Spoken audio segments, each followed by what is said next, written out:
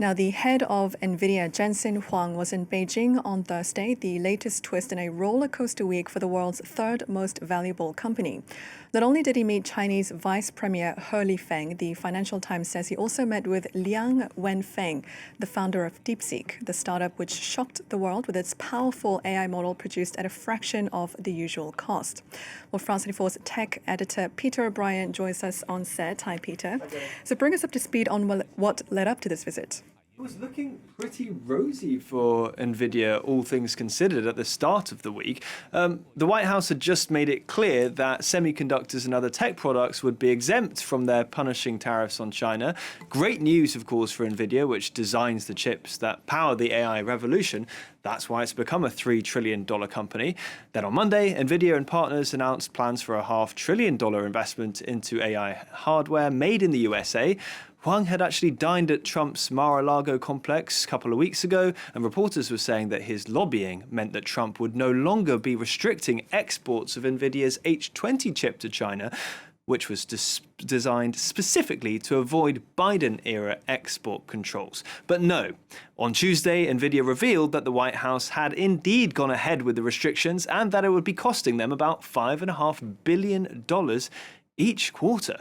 Then there was more bad news on Wednesday when US lawmakers opened an investigation into Nvidia's sales to China. And we can unpack all of this with Emma Cosgrove. She's joining us now. She's Business Insider's senior reporter covering Nvidia. Emma, thanks so much for joining us from New York. Thanks for having me. So, from the perspective of the US administration, Huang's visit to Beijing right now must look like the worst time to actually visit Beijing and speak to DeepSeek. Why this trip? Why now? Yeah, well, Jensen Huang was invited. I think that's an important thing to remember. Part of the timing is about the invitation. And there is a game going on right now, I would imagine. Obviously, I don't have inside knowledge from the company or the White House, but NVIDIA is in the middle of a lot of issues that both Congress and the president are very focused on. And I want to pick up on one thing that you mentioned earlier, which is the H20s. H20 chips are not outright banned. They now require an export license, which many analysts expect not to be granted. But I think the interesting dynamic there is that that puts the power in the administration's hand even more than a ban would. And so right now, I think both leaders, both Huang and Trump, are flexing, are trying to understand where their leverage is. And China is an incredibly important market for NVIDIA. And I think what NVIDIA is keen to point out is that that is unlikely to change, barring massive, very drastic export restrictions, which could happen next month. Right, and the H20, picking up on that, I've seen this called inconsistent trade policy, that the US has decided finally to go ahead with these. But actually, Biden, as we know, already put a whole host of restrictions on exports to China when it came to chips.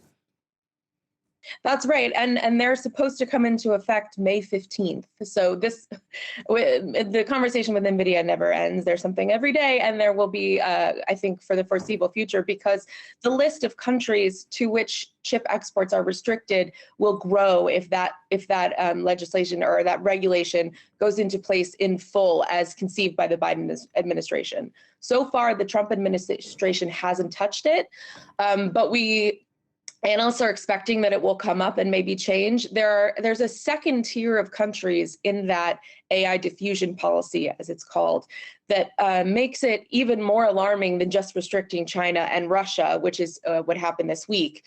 There's the UAE, there's India, there's Saudi Arabia, all of which are very keen to buy accelerated computing chips. So there's a bigger fight coming here, and I think we're in the early stages, and that might be why there's a lot of posturing going on right now. And I think it's really important to point out then that this is a bipartisan issue in the US. Biden has pursued this policy, which is coming into effect soon. Trump's gone ahead with these export controls on the H20. But even the investigation in Congress right now into NVIDIA's dealings with China, that involves lawmakers from both sides of the aisle, does it not? It does, yeah, and that's a really interesting one as well, because once again, NVIDIA is kind of in the middle. The committee there is very, very concerned about DeepSeek and how they got a hold of the chips that they do have, whether or not that was through the front door or through the back door. And the way that they seek to get that information is by a quite invasive request for information from NVIDIA, full list of customers and communications between NVIDIA and DeepSeek, if any. So it is an investigation into NVIDIA, but it's also an investigation into the circumstances that led to the DeepSeek model. And NVIDIA is right in the middle of that, whether or not they did anything that was against the law, which of course the company denies fully. Now, in terms of how these slowing downs of Nvidia, if I can put them that way, will affect Chinese companies, is this kind of a window cracked open for them now? Is this a door open for them now? Or are the floodgates fully open for the likes of Huawei to start really pushing ahead on their own chips? Yeah, there's kind of an interesting dynamic in that question, in that Chinese chip makers never stopped. It's not like they said, oh, we have NVIDIA, so we don't need to try to make competitive chips. My sources tell me that where they've essentially gotten is very, very close to the H20's capability.